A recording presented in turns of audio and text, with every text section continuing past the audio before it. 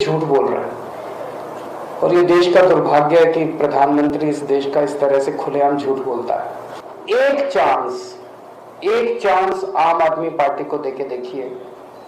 अगर हम अच्छा काम ना करें तो 5 साल बाद हमें उठा के फेंक दीजिएगा, लेकिन मैं आपको विश्वास दिलाता हूं कि जैसे दिल्ली के लोगों ने बीजेपी और कांग्रेस को खत्म कर दिया, ऐसे ही हम इतना अच्छा काम करेंगे कि 5 साल के बाद आप इन दोनों पार्टियों को भूल जाएंगे। तो कांग्रेस को वोट देने से कोई फायदा नहीं है। कांग्रेस को वोट देने कर आप अपना वोट बर्बाद मत कीजिए। अगर आप कांग्रेस को वोट देना चाहते हैं, क्योंकि अगर आप बीजेपी को हराना चाहते हैं, तो आम आदमी पार्टी को वोट दीजिए।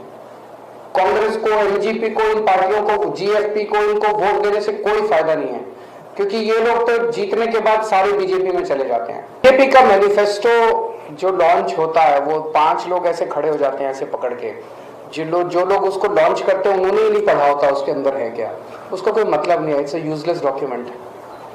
सिलेंडर भी 3 देगा ऐसा कुछ प्रॉमिस किया, जो पिछली बार कहा था वो कर दिया उन्होंने, तो वो करने वाले नहीं है। वो बेसिकली तो एक फॉर्मेलिटी है।